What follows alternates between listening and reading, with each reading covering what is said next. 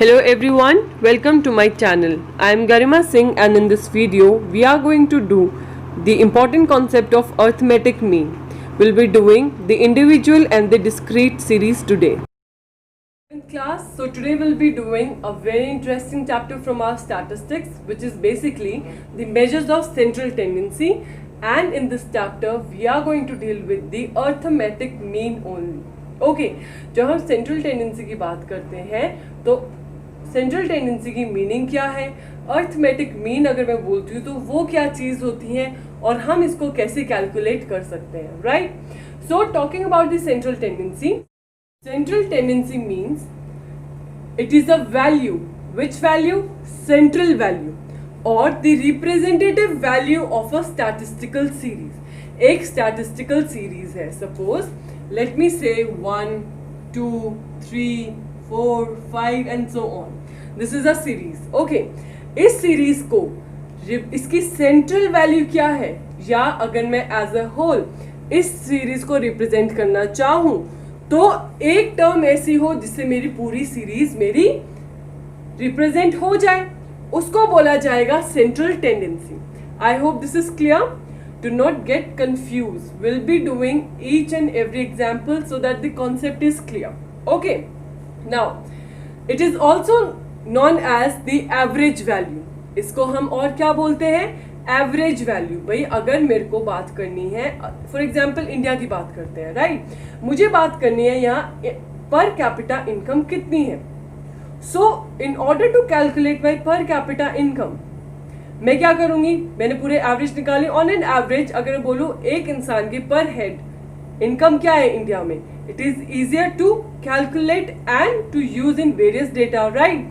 Rather I every time I go and see what is the individual income. Okay, therefore आपको समझ में आया होगा कि एवरेज वैल्यू क्यों इतनी इंपॉर्टेंट होती है. अगर मैं बात करूं इनकम की, नेशनल इनकम क्या है, अगर मेरे पास एक होल फिगर है जो मेरी पूरी कंट्री की फिगर को, पूरी नेशनल इनकम को डिफाइन कर सकती है, व्हाई नॉट, राइट.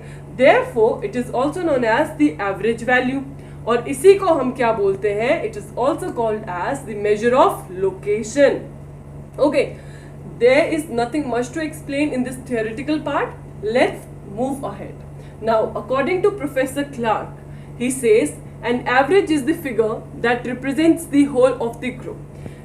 Average से आप पूरे whole group को represent कर सकते हो, like that we have done in the case of our national income, right? Then let's see what is the main purpose and function of the central tendency. Number one here is brief description. Okay, आपको एक brief description बताता है data के बारे में, statistical series के बारे में, what the series is all about. Let me give you one example here. अगर मैं बोलती हूँ कि जो सेक्शन ए है it is the section of the intelligent students, section B में मीडियोकर है एंड सी में मेरे थोड़े पुअर स्टूडेंट्स हैं, राइट. मुझे कैसे पता है, क्योंकि अगर मैं ऑन एन एवरेज कैलकुलेट करूं उनके मार्क्स तो मुझे पता चलता है सेक्शन ए में are the students who secure more than 90%. B के अंदर है जो मेरे मीडियम बच्चे हैं बी सेक्शन में, they are the students who are scoring between 70 to 80. And C section में मेरे बच्चे हैं जो कि लेस देन 40% स्कोर करते हैं. ये मुझे कैसे पता चला, बिकॉज मैंने उनकी एवरेज फाइंड आउट की और सेक्शन का मैंने अंदाजा लगाया. I hope this is clear. ये आपको ब्रीफ डिस्क्रिप्शन देता है पूरी सीरीज, स्टैटिस्टिकल सीरीज के बारे में. Second point here is comparison. It makes the comparison easy. आप दो चीजों को इजीली कंपेयर कर सकते हो. Why, because you know the average value, क्योंकि एक एवरेज वैल्यू पूरे होल ग्रुप को रिप्रेजेंट करती है. Therefore, it is easier to compare two things rather than comparing each of the individual. I hope it is clear. Now, third, it helps in the formulation of policy. ये policy frame करने में भी काफी helpful है. And also in the statistical analysis. अगर मुझे कोई analysis करना है इकोनॉमी में, मेरी national income कैसी है, poverty rate क्या है, unemployment rate क्या है, so I can use this as a tool, right? And lastly, it is one value for the all. जो हमने इसकी डेफिनेशन में किया था, as per Clark it says this average which is a figure it represent whole of the group. सभी चीज के लिए ये एक सिंगल वैल्यू है. This is what our fifth point says, one value for the all. Let's see what are the essentials of a good average. Number one is clear and stable definition. अगर आपकी average अच्छी निकली है, okay, आपने अच्छे से उसका find out किया है, a good and satisfactory average should be clear and stable in definition. तो वो क्या होगी उसकी characteristics? Number one characteristics will be, it will be clear and stable. Okay. Second is representative. That average value will be representing the one value for the whole of the statistical series. Third here is it will make it simple and clear, therefore simplicity. And also fourth we have the certainty. It means अगर आपकी एक good average है, it means the characteristics are certain, तभी तो आपने average निकाली है. For example, अगर मुझे national income निकालनी थी तो मैंने नेशनल इनकम को काउंट करने के लिए मैंने सबकी इनकम देखी है, कहाँ से कितना कंट्रीब्यूट हो रहा है, तो मुझे पर्टिकुलर कैरेक्टरिस्टिक्स पता है, सर्टेन है characteristics, right. Also if it is an absolute number, अगर आपकी एवरेज एक एब्सोल्यूट नंबर आई है तो it will be a good average because it is easier to relate to and further you can use it also. लेकिन अगर आपकी average, मैं बात करती हूँ परसेंटेज में या रिलेटिव वैल्यू के अंदर, it will not serve as a good average. Sixth is algebraic treatment. If you have a good average, आपने अच्छे से निकाली है सब चीज को ध्यान रखते हुए, further that data could be used in further analysis of the various economical situations in the economy. Now let's discuss about the types. जब मैं average की बात करती हूँ, average is divided into two types, mathematical average and the positional average. Further, when we divide mathematical average, it could be divided into arithmetic mean, geometric mean and the harmonic mean. Whereas when we are talking about the positional average, it means we'll be dealing with the median, mode as well as the partition value. So basically in this chapter we are going to do the mathematical average part 1, which is arithmetic mean. Very interesting topic and I hope you will all enjoy doing the numericals too. Number 1 here is arithmetic mean. This whole chapter is all about arithmetic. Arithmetic mean जब मैं बोलती हूँ, it means the average of all the item. Let me give you one example here. Suppose there are 5 friends A, B, C, D, E. Okay, they all have played number of matches. Say A has played 5 matches, B 6 matches, similarly 7, 8 and 9. So when I'll sum it up, the total value of the item will be my number of total matches, which is 35, and number of boys. 5 जन की बात कर रही थी, 5 लोग हैं, तो मेरा मीन कैसे निकलता है? Mean will be when I will be dividing the total value of the item by the number of the item. जब मैं किसी चीज की टोटल वैल्यू को उसके नंबर से डिवाइड करूंगी, this will give me the arithmetic mean. In this case my mean will be 35 divided by 5, which will be equal to 7. The 7 will represent the average value for the number of matches played by the 5 boys. So talking about the formula, just a quick revision. Mean को कैसे represent करते हैं? X bar से. X के ऊपर bar means mean. It is the total value divided by total number of item that we have done. हमने सारी value को add up किया और जितने number of होते हैं item उससे divide किया. Therefore we can write it as summation of x by n. This is how you will find out the mean.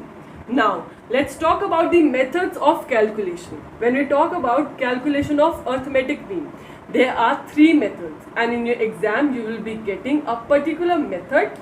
The question will be specifying that you need to find out the mean using the individual series or discrete series, or it could be frequency distribution, right? So let's see what are the methods of calculation. Number 1 we have the individual series. Individual series मतलब एक ही series दी है आपको. Okay, like we have done in our very first example.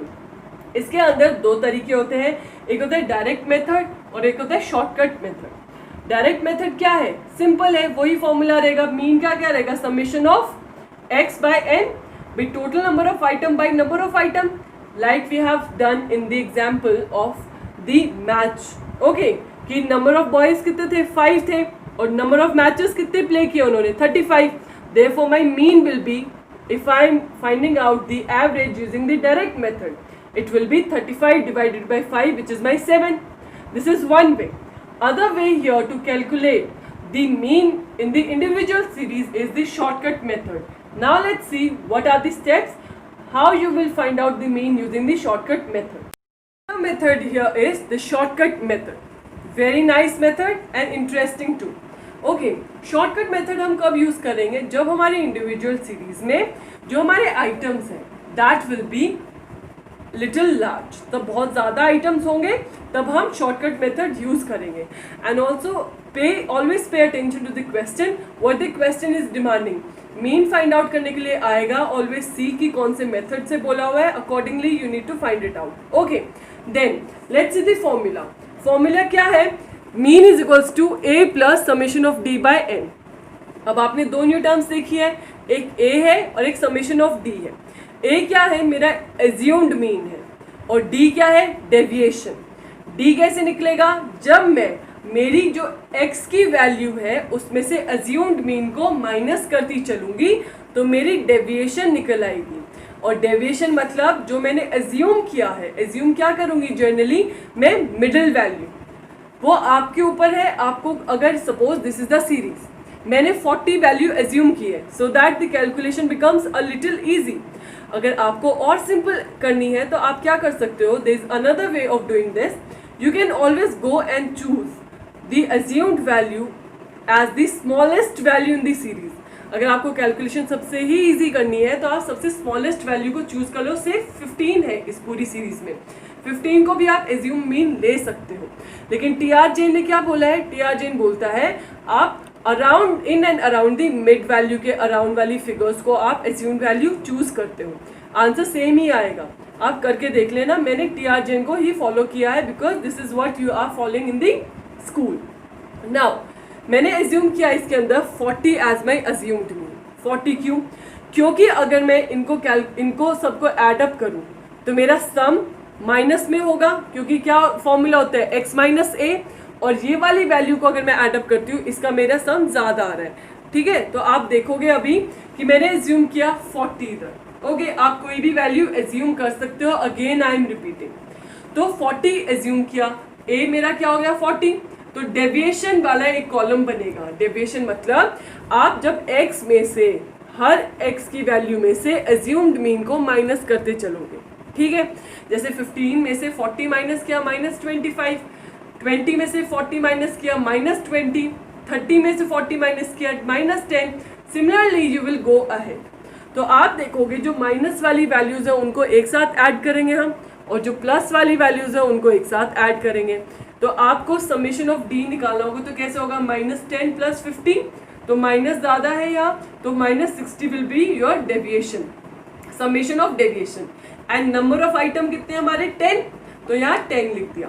Similarly अब आपको इसको फॉर्मूले के अंदर पुट करना है. Mean will be a plus summation of d by n. a क्या मैंने एज्यूम किया 40, मेरा डेविएशन कितना आया -60 डिवाइडेड बाई 10. 60 डिवाइडेड बाई 10 6, तो 40 प्लस ये माइनस का था तो माइनस रहेगा -6, this will be my 36. Okay guys, similarly आप कोई भी वैल्यू अज्यूम कर सकते हो. अगर आपको बहुत ही सिंपल, अगर आपको अपनी कैलकुलेशन रखनी है, आई वुड सजेस्ट कि आप सबसे छोटी वैल्यू अज्यूम करो एज योर अज्यूम्ड मीन. वो से अगर आप 15 ले लेते हो, इसको मीन अज्यूम करते हो, try and do this sum assuming the value 15 as your assumed mean. Okay, फिर आप बताना कि कैलकुलेशन कितनी इजी होगी, इतनी लेंथी कैलकुलेशन नहीं होगी. I hope this is clear.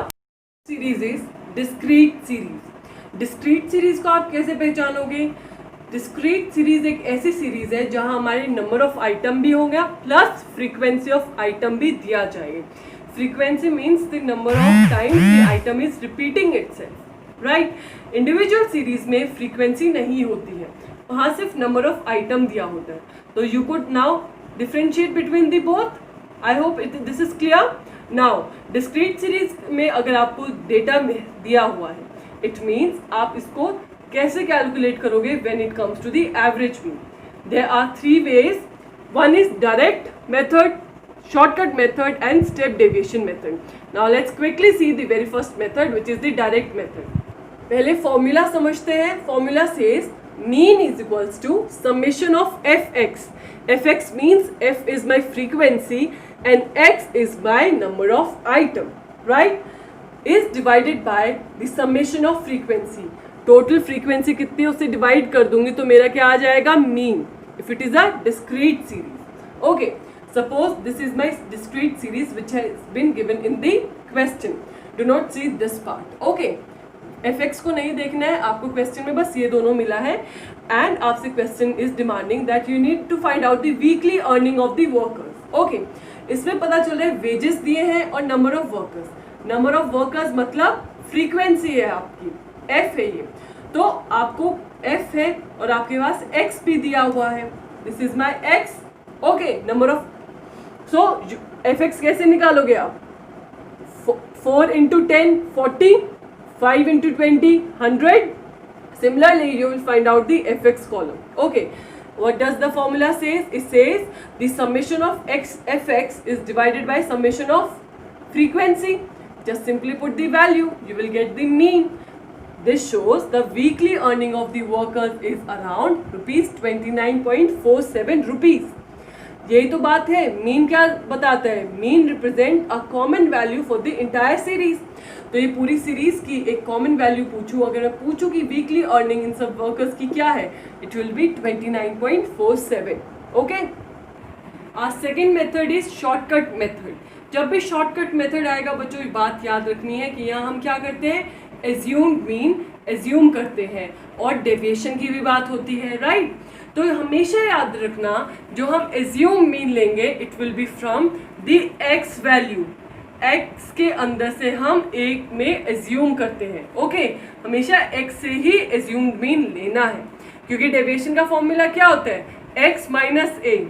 X minus ए होना है तो ये याद रखना है, कभी फ्रीक्वेंसी से मत चूज करना ए को. नाउ वेजेस दिए हुए हैं, वर्कर्स दिए हुए हैं, तो शॉर्टकट मेथड है. फॉर्मूला क्या रहेगा, mean is equals to A plus summation of F D. ठीक है, सेम ही रहेगा, divided by summation of frequency. Now come to this table. मैंने एज्यूम किया यहाँ मिड वैल्यू ए को 30 मैंने यहाँ एज्यूम किया. बस डी निकालो.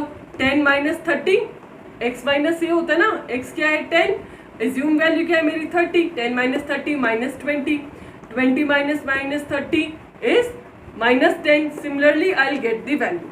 If you need to check whether your answer is right or wrong, your d value should be equal to 0. ये जो टोटल आएगा ना इनका समेशन d का, वो 0 के इक्वल आना चाहिए. It means your question is going in the right direction. Okay, अब हमें क्या निकालना था, एफ डी. हमारे पास f का है ये और d हमारी क्या वैल्यूज आई है, d की ये वाली वैल्यूज आई हैं. Just simply multiply it. 4 into minus 20 minus 80, 5 into minus 10 minus 50. Similarly all the values will come. फिर आप माइनस प्लस वाला कॉन्सेप्ट पता ही है, माइनस 30 इन दोनों का समेशन, इन दोनों का समेशन 120. तो समेशन ऑफ एफ डी क्या हुआ, 130 plus 120 which will be my minus 10. और समेशन ऑफ फ्रीक्वेंसी क्या है 19.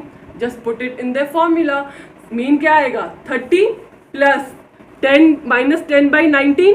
माइनस 10 बाई 19 की वैल्यू अगर आप डिवाइड करो इट विल बी 0.53. 30 में से 0.53 अगर आप डिडक्ट कर दोगे आपकी मीन क्या आ जाएगी, मीन विल बी 29.47. आप देख रहे हो मेथड चाहे आप कोई भी यूज़ कर रहे हो, आपकी जो मीन की वैल्यू है it remains the same. Okay, अगर आपको क्वेश्चन मिला है, डिफरेंट टाइप ऑफ क्वेश्चन है, पार्ट्स है, उसमें बोला है अलग अलग मेथड से आप निकालो. Always and always make sure that your mean value is the same. Mean की वैल्यू सेम ही आएगी चाहे कोई भी मेथड यूज करो, अगर आप सेम डेटा के लिए आप वैल्यू फाइंड आउट कर रहे हो. And the last method for today is step deviation method. Very important method, इसी से ही क्वेश्चन गारंटीड आता है, अच्छे से करना. मीन के अंदर बच्चों it's all about the game of the formula. अगर आपको फॉर्मूला याद है तो आपकी कोई भी क्वेश्चन सॉल्व हो जाएगा. ठीक है, बहुत सिंपल कैलकुलेशन रहती है. स्टेप डेविएशन के अंदर हमारे क्या है, ये वाला मेथड हमने पिछले मेथड से ही डिराइव किया है. उसके अंदर सिर्फ हम एज्यूम वैल्यू करते हैं, ओके, एज्यूम करके जो निकालते हैं बस। अब उस एज्यूम वैल्यू को थोड़ा सा और आगे हमने एक स्टेप अहेड लेके जाना है, जिसको हम बोलेंगे डेविएशन, जिसको हम बोलेंगे step deviation, and it will B denoted by D dash. D dash क्या होता है? x माइनस ए, ये तो डेविएशन करते ही थे, लेकिन स्टेप डेविएशन में क्या होगा, हम उसकी कॉमन डिफरेंस से उसको डिवाइड कर देंगे। This will give us the step deviation. x minus A को can I write d? Deviation क्या होता है? x minus the assumed value, right? अगर मैं डेविएशन को कॉमन डिफरेंस से डिवाइड करती हूँ, it will give me the step deviation value, okay. अब मीन का फॉर्मूला क्या है यहाँ? a plus summation of F D dash, क्योंकि स्टेप डेविएशन है तो स्टेप डेविएशन की वैल्यू जाएगी, पीछे वाले में हम डेविएशन वाले वैल्यू पुट करते थे, डिवाइडेड बाय फ्रीक्वेंसी, और यहाँ एक और एलिमेंट ऐड हुआ है, you will be now multiplying it with the common difference. Let's see the example. मेरे पास x की वैल्यू दी हुई है, फ्रीक्वेंसी दी हुई है मुझे, और यहाँ मैंने डेविएशन निकाल लिया। ये तो हमने पहले किया ही था, एज्यूम्ड वैल्यू मेरी 30 है, यहाँ मैंने डेविएशन वाला ये तो हमने निकाला था लास्ट मेथड में। अब क्या होगा? D dash. सो यहाँ स्टेप डेविएशन का मेथड करेंगे, सी मतलब कॉमन डिफरेंस। कॉमन डिफरेंस कितना है? 10, 20, 30, 40, 50, 10 का डिफरेंस है, सी विल बी माई 10। बस वैल्यू पुट करनी है, जो डी की वैल्यू आई थी उसको 10 से कॉमन डिफरेंस सी से आप डिवाइड करते जाओ, यू विल गेट -2, -1, 0, 1 एंड 2। बस अब सिंपल है। ये क्या डिमांड करता है? Summation of F into D dash. F मेरा ये है और डी डैश मेरा ये आया, तो 4 into -2 -8, 5 into -1 -5, similarly you will get the other value. फिर आप तब इसकी समेशन करोगे तो -8 -5 कितना हुआ मेरा? -13, और 10 + 2 कितना हुआ? 12। तो यहाँ मेरी समेशन की वैल्यू क्या है? -1, ओके। फ्रीक्वेंसी का समेशन 19 ही है मेरा, बस वैल्यू में पुट करना है। ए मेरा 30 था, F D summation of F D dash मेरा -1 है, फ्रीक्वेंसी 19 है, कॉमन वैल्यू 10 थी मेरी, वैल्यू पुट की and you see the value की सेम ही आई है। पहले दोनों मेथड में भी 29.47 आया था एवरेज, अभी भी मेरा मीन ऐसे ही आया है। Guys learn the formulas very very well. Formulas का ही गेम है, फॉर्मूला पता है तो आपको पता होगा कितने कॉलम्स बनेंगे हमारी सीरीज में, right? So guys that's it for today's video, thank you for watching. So that's it for today's video guys. Thank you for watching Economics Window by Garima Singh, and if you like this video then do not hesitate to press in that thumbs up icon, and also guys if you are new to my channel make sure you like, share and subscribe and help us grow each day. Thank you for watching.